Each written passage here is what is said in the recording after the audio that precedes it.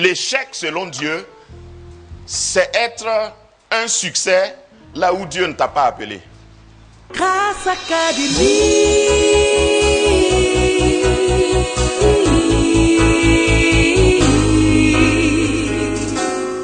La lumière reçoit. Que ta lumière reçoit. Que la lumière reçoit. Le but de Dieu en te sauvant, c'est pas pour que tu ailles seulement au ciel. Tu dois manifester le royaume de Dieu ici. Tu es né de nouveau, rendu capable sur la terre pour pouvoir amener le ciel sur la terre. Donc Dieu attend et la création aussi attend ta manifestation.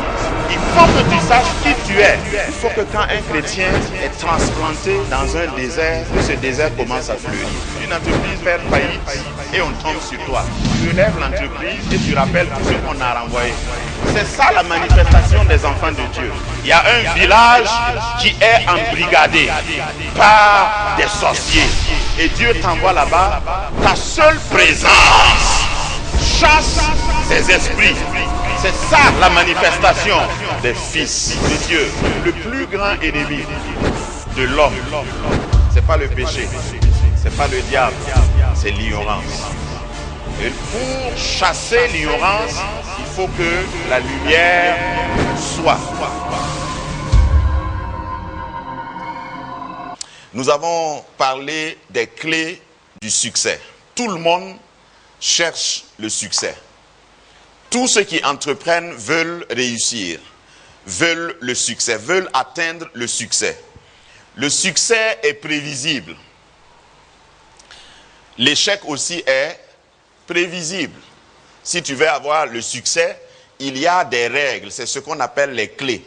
Il y a des procédures, il y a des lois qu'il faut adopter, qu'il faut observer. Mais avant d'observer une loi, il faut la connaître. Donc, il faut connaître les lois. C'est pourquoi Jésus a dit, vous connaîtrez la vérité et la vérité vous affranchira. Jésus n'a pas dit, vous écouterez la prédication et la prédication vous affranchira. Vous ne pouvez pas avoir le succès par accident.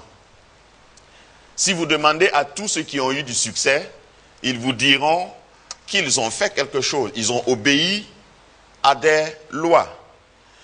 Aujourd'hui, nous voulons parler de notre destination en Christ. Ma destinée en Christ. Amen. J'ai une destinée. Déjà tracée. Ce n'est pas imaginaire. Je ne suis pas en train d'essayer voir. C'est déjà tracé. Pour dire que quand je me lève pour aller, je ne sais pas moi, à Bobo, ce n'est pas moi qui inaugure la route. La route est déjà tracée.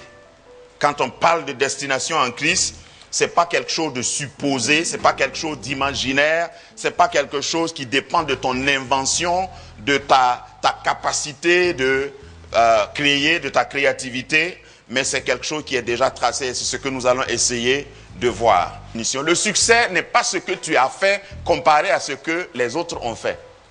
Est-ce que tout le monde suit ce que je veux dire? Même si vous vous appelez tous pasteurs, même si vous vous appelez tous membres d'une même église, quand on parle de succès selon la définition et l'étude que nous avons fait jusqu'à là, il faut que tu te positionnes par rapport à Dieu, pas par rapport à quelqu'un, par rapport à ta mission, pas par rapport à la mission de quelqu'un d'autre.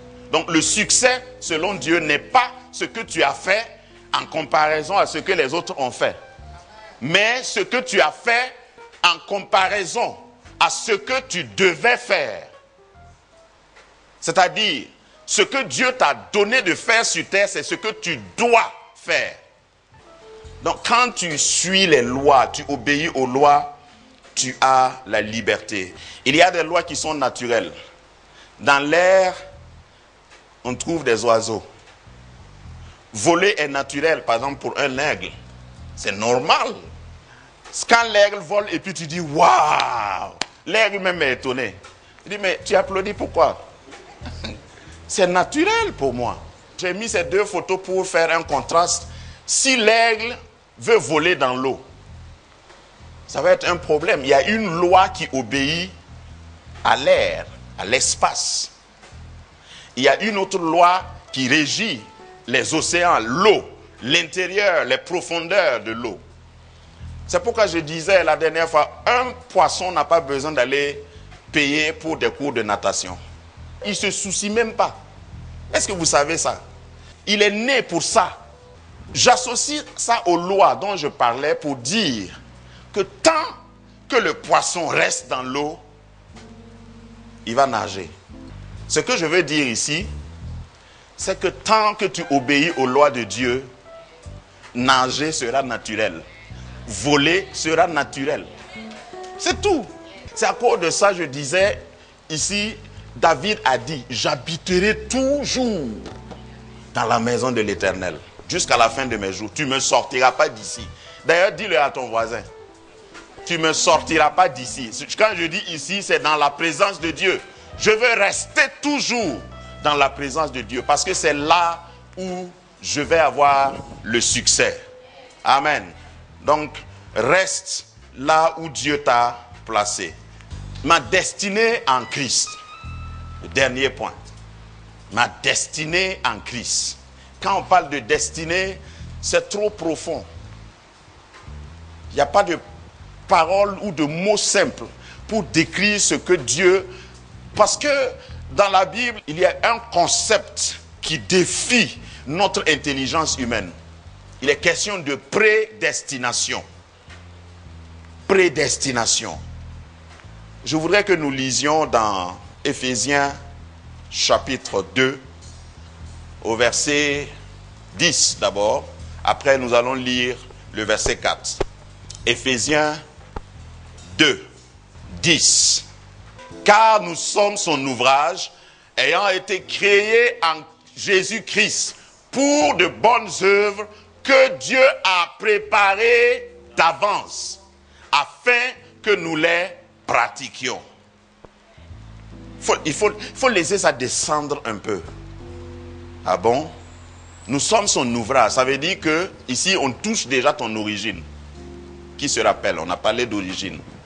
Nous sommes son ouvrage et nous avons été créés en Christ pour de bonnes œuvres. Tu as été créé pourquoi?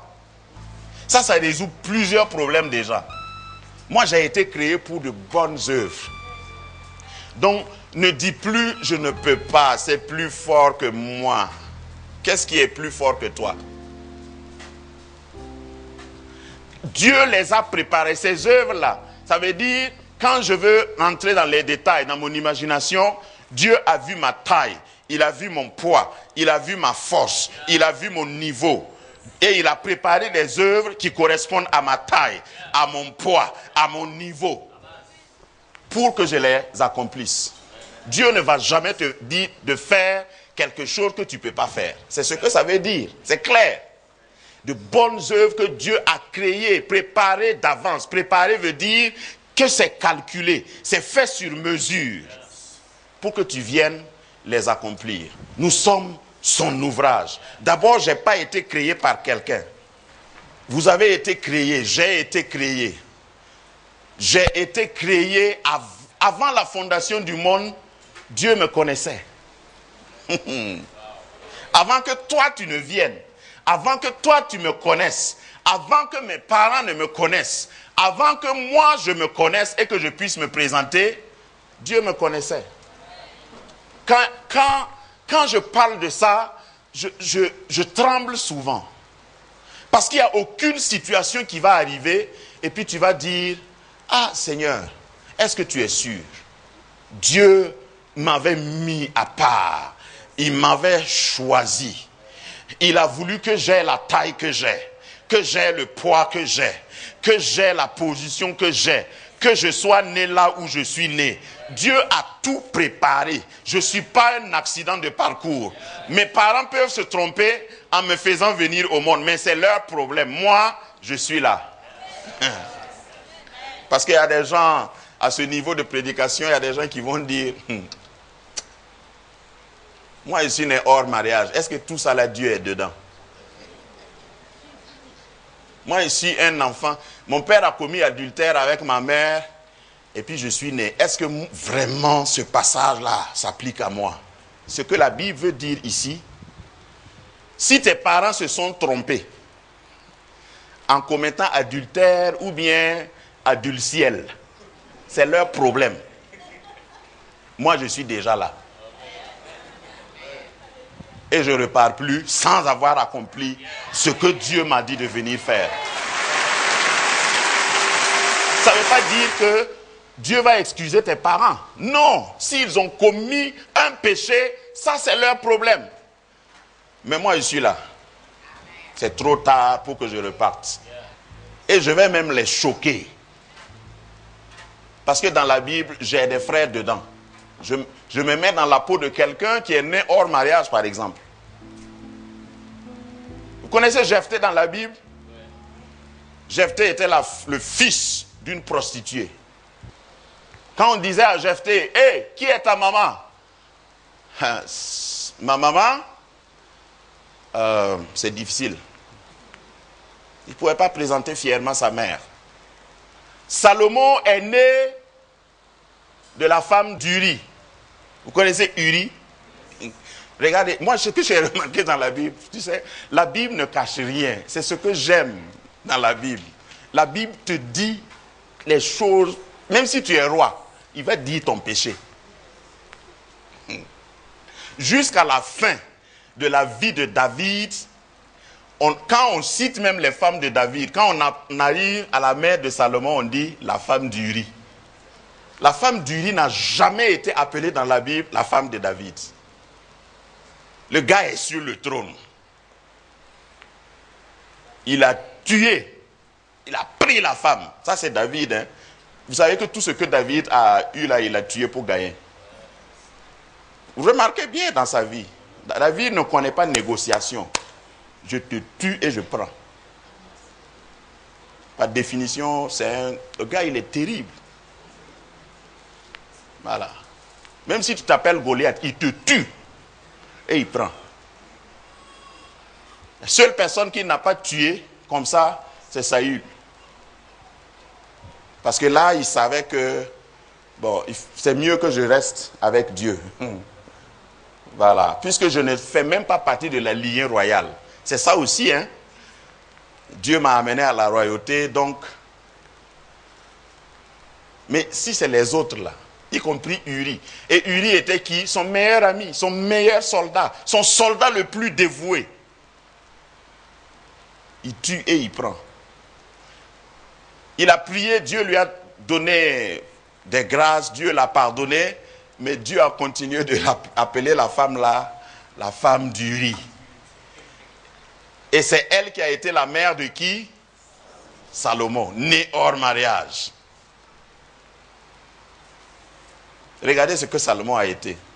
Donc ça, c'était une parenthèse pour tous ceux qui sont ici et là-bas, qui m'ont écouté quand j'ai parlé d'Éphésiens 2:10. Dieu t'a préparé, Dieu t'a calculé, Dieu t'a choisi à l'avance. Et il a préparé les œuvres à l'avance pour que tu viennes les accomplir. Donc ne regarde plus qui est ton père, qui est ta mère.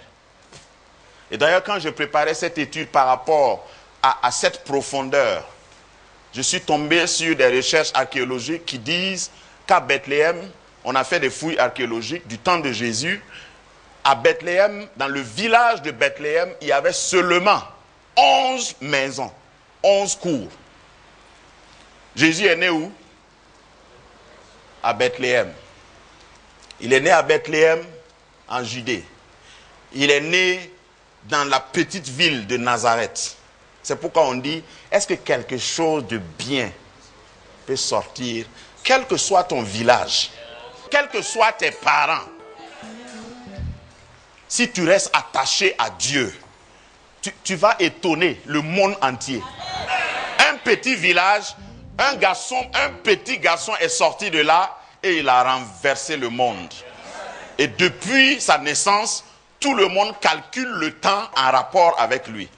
C'est soit avant Jésus ou après Jésus. J'ai essayé d'imaginer Dieu avant ta naissance qui traçait. Vous savez qu'avant de construire une maison, on fait quoi? On fait un plan. J'ai essayé d'imaginer dans mon esprit que Dieu te voyait comme ça. Dieu t'a dessiné. Il a dessiné les pas que tu dois parcourir, les étapes que tu dois franchir. Et il a amené l'escalier là jusqu'à ta naissance. C'est ça comment j'explique la destinée. Et il te dit, va. Si tu ne dévies pas, c'est-à-dire ton succès là est imparable. C'est obligé. Est-ce que ce monsieur-là, s'il suit les escaliers, sa destinée c'est où? C'est ça. C'est ça ta destinée. Et Dieu a dessiné ça là avant que tu naisses. Donc c'est trop tard pour toi pour échouer. Dis-le à ton voisin si tu crois ce que je dis. Dis, c'est trop tard pour moi pour échouer. Grâce Académie, une vision, une plateforme, un cadre d'expression et d'épanouissement pour tout l'homme. Une ambassade du royaume de Dieu, un peuple d'adorateurs, un centre multiracial, une église sans cloison avec pour seule passion vivre la réalité de l'évangile de Jésus-Christ. Grâce Académie, une voix prophétique et une vision pour sa génération. Situé à Ouagadougou, à 700 mètres de l'ambassade des États-Unis, côté Est. Grâce Académie.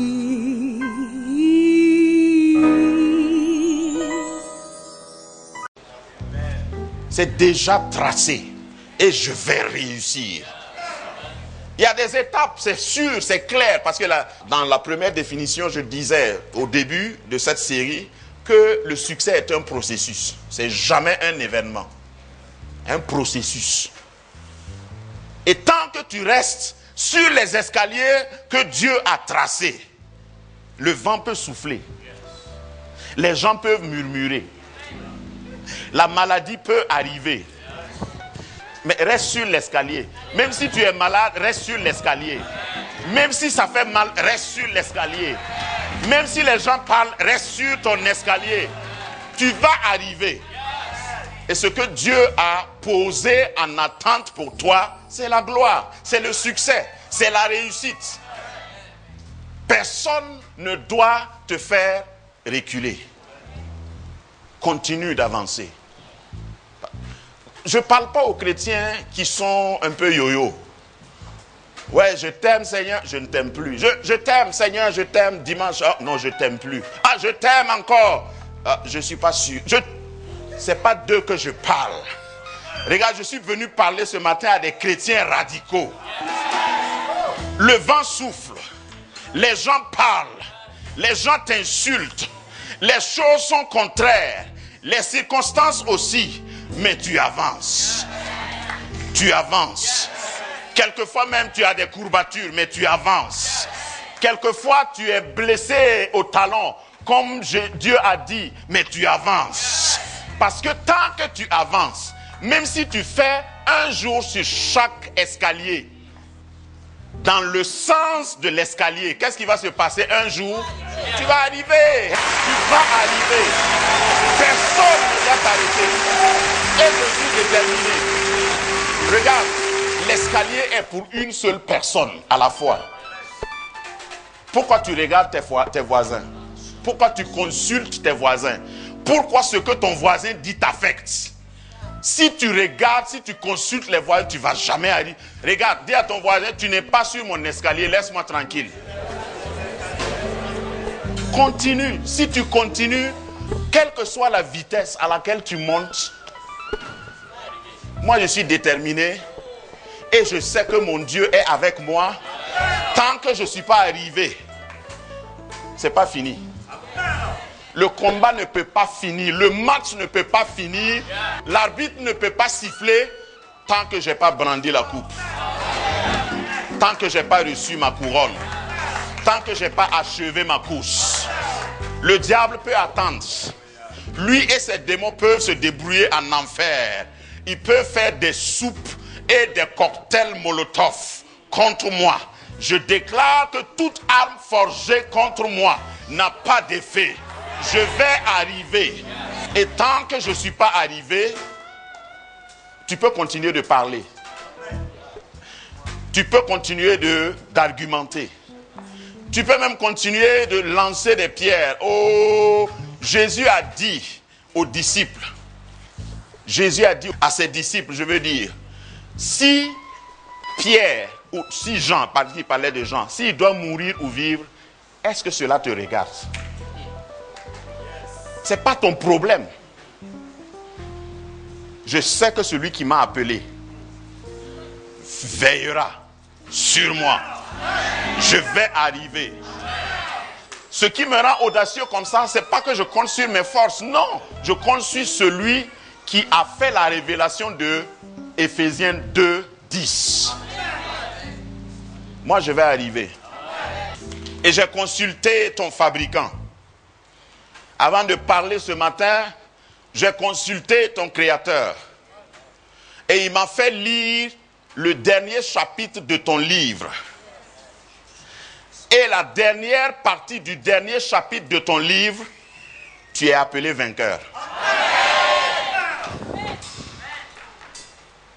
J'ai souvent comparé la vie chrétienne à un match que tu regardes en différé. Ton équipe a gagné.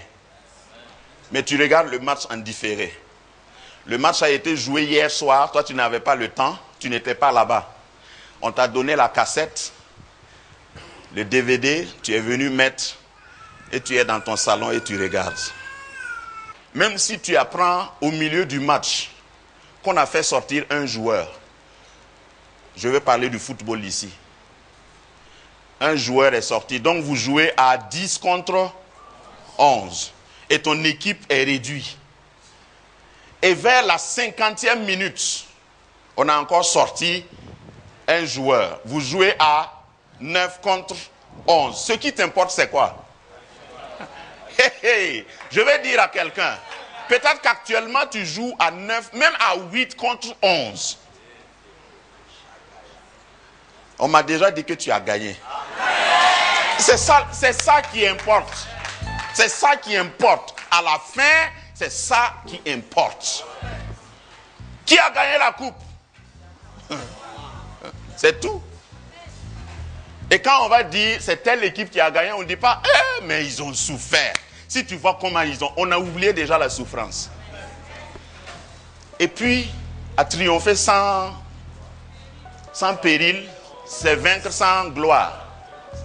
Donc, plus tu souffres pendant le match, plus ta victoire là sera applaudie. Je ne dis pas de chercher la souffrance.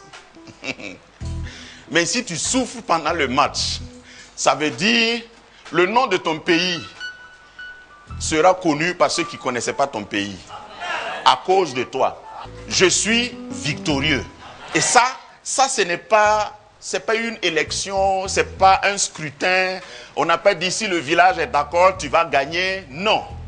Regarde. Éphésiens 1:4. En lui, en qui? En Jésus. En Christ. Donc en lui, Dieu nous a élus quand? Ça c'est trop profond. Ça veut dire qu'avant que Jésus ne meure,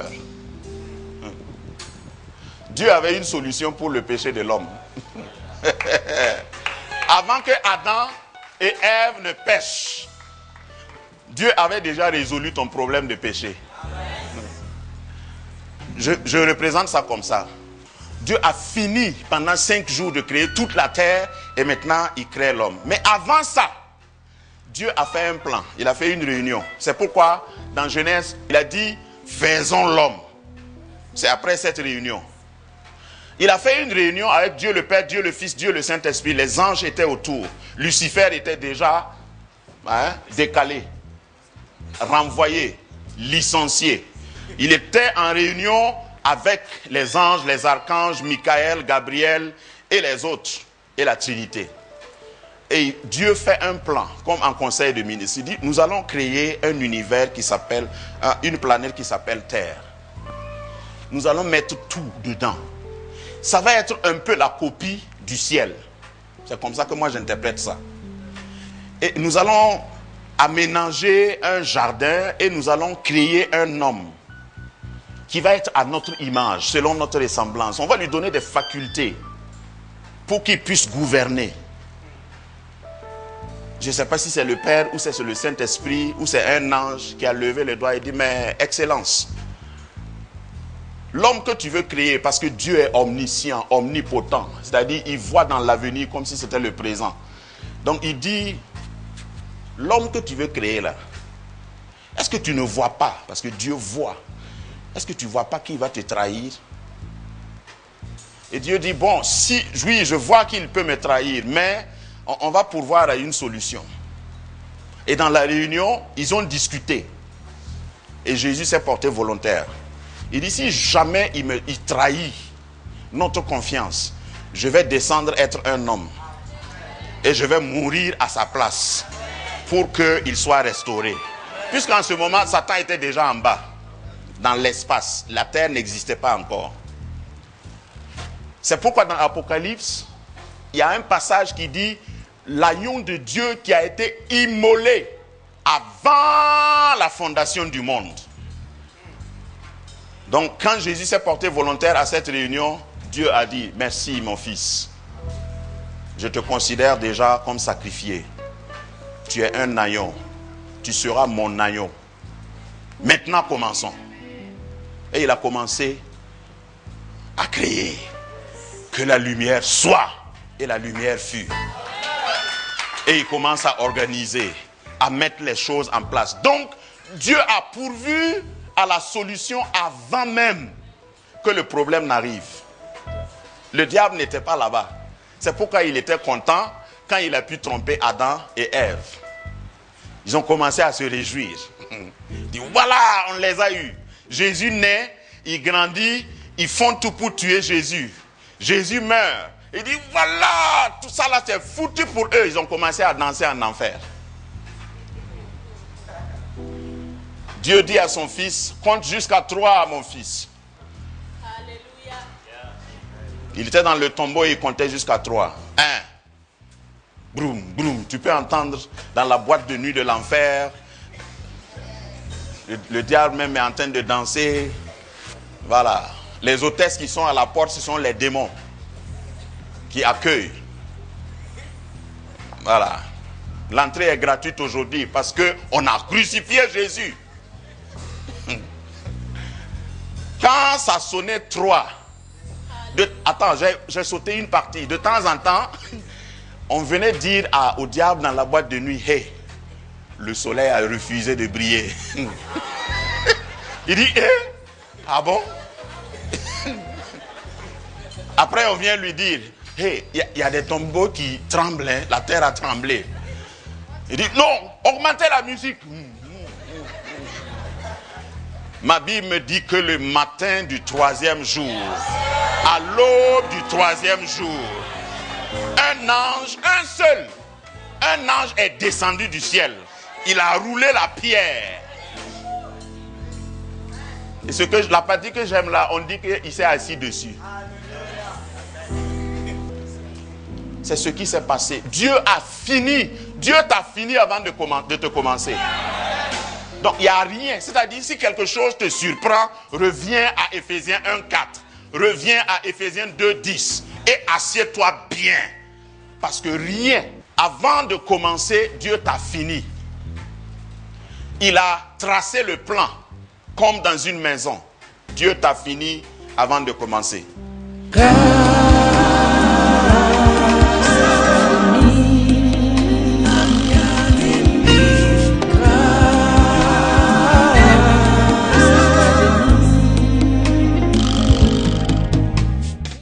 Le but de Dieu en te sauvant, c'est pas pour que tu ailles seulement au ciel. Tu dois manifester le royaume de Dieu ici. Tu es né de nouveau, rendu capable sur la terre pour pouvoir amener le ciel sur la terre. Donc Dieu attend et la création aussi attend ta manifestation. Il faut que tu saches qui tu es. Il faut que quand un chrétien est transplanté dans un désert, que ce désert commence à fleurir. Une entreprise fait faillite et on tombe sur toi. Tu relèves l'entreprise et tu rappelles tout ce qu'on a renvoyé. C'est ça la manifestation des enfants de Dieu. Il y a un village qui est embrigadé par des sorciers. Et Dieu t'envoie là-bas. Ta seule présence chasse ces esprits. C'est ça la manifestation des fils de Dieu. Le plus grand ennemi de l'homme, c'est pas le péché, c'est pas le diable, c'est l'ignorance. Et pour chasser l'ignorance, il faut que la lumière soit.